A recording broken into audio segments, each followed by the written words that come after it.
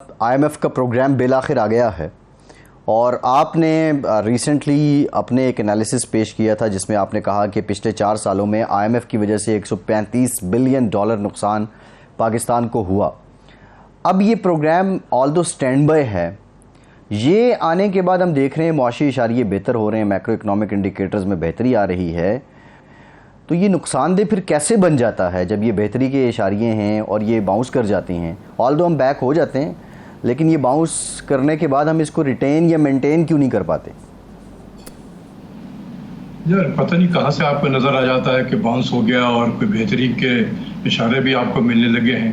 یہ کوئی ہواؤں میں چیزیں تو نہیں ہوتی ہیں کہ ایک خبر آئی اور معیشت کے نمبر بہتر ہونے لگے، ایسا کہیں ہوتا ہے؟ معیشت بہتر ہوتی ہے پالیسیز کے ذریعے سے، پالیسیز کے امپیکٹ کو آنے میں بھی وقت لگتا ہے۔ یہ کوئی اوور نائٹ یہ نہیں ہے کہ بلب آپ نے یوں آن کیا تو آف ہو گیا اور پھر یوں کر دیا تو لائٹ جل گئی، روشنی ہو گئی ہر طرف۔ ایسا نہیں ہوتا ہے معیشت میں۔ معیشت میں چیزوں کو خراب ہونے میں بھی وقت لگتا ہے اور اس کو بہتر ہونے میں بھی وقت لگتا ہے۔ جہاں تک کہ آپ نے IMF کے پروگرام کا ذکر کیا، اس پروگرام کو سمجھنے کی کوشش کریں پہلے۔ یہ پروگرام میرے نزدیک پچھلے پروگرام کی کنٹینیویشن ہے، اس کو ری نیم کیا گیا ہے۔ دیکھیں پچھلا جو پروگرام تھا ہمارا، اس کے ٹوٹل 11 ریویو ہونے تھے، 8 ریویو ہو گئے تھے، 9th ریویو 1 سال تک پھنسا رہا، تقریباً 1 سال تک۔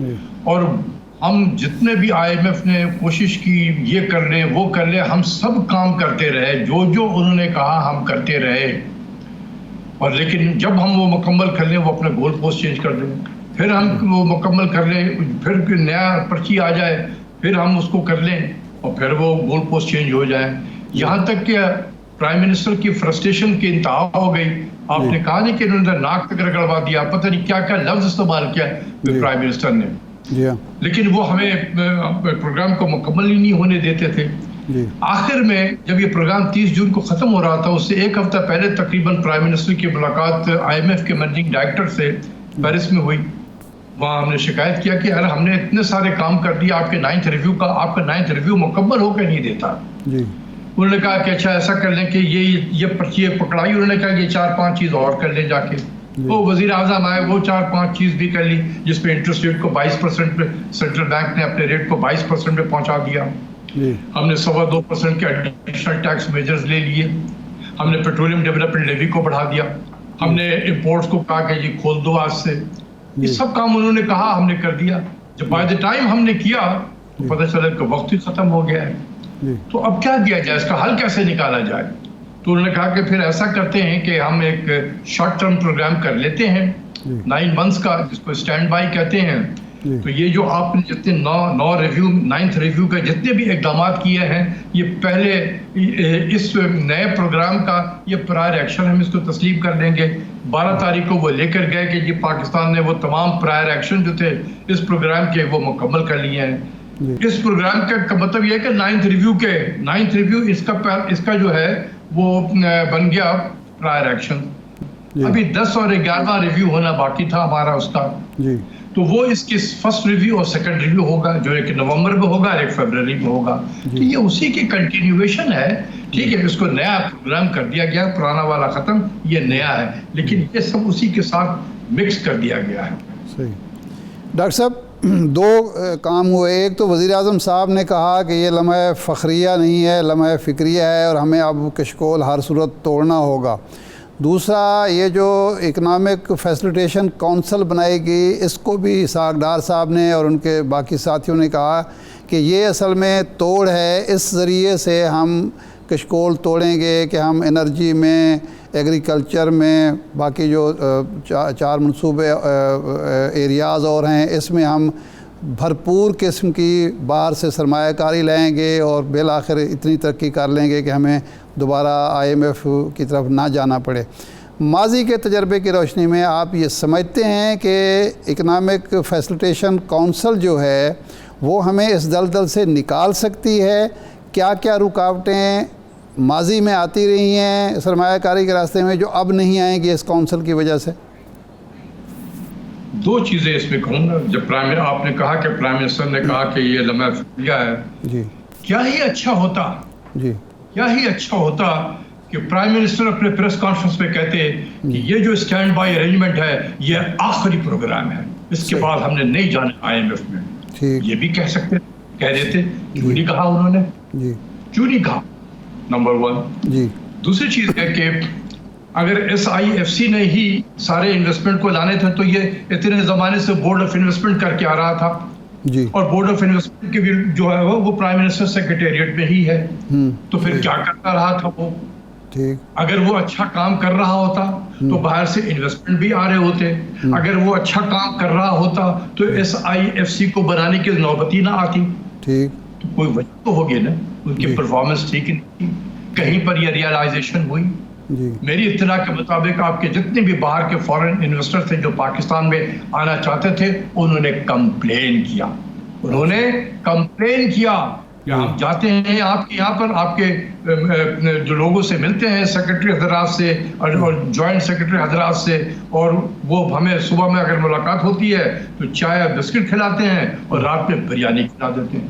یہ لفظ ہے, یہ لفظ میں کوٹ ان کوٹ کر رہا ہوں. صبح چائے بسکٹ اور رات میں بریانی کھلا دیتے ہیں, اس کے بعد غائب ہو جاتے ہیں.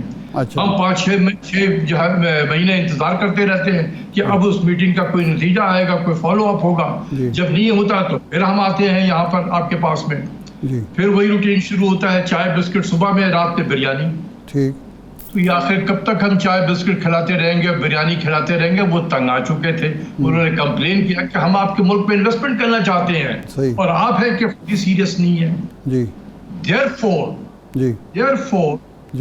یہ SIFC کا قیام عمل میں لایا گیا.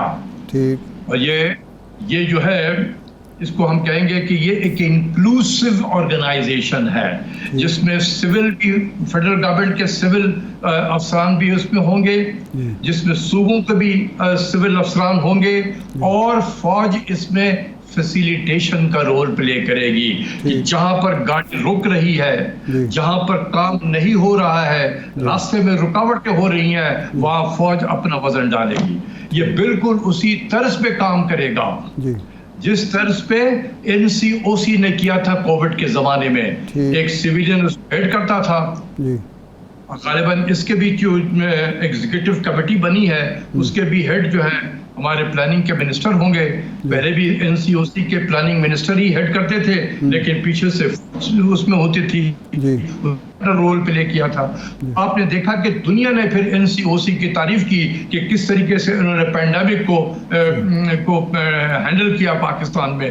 تو کوشش یہی ہے کہ اس کو بھی اسی طرز پہ چلایا جائے.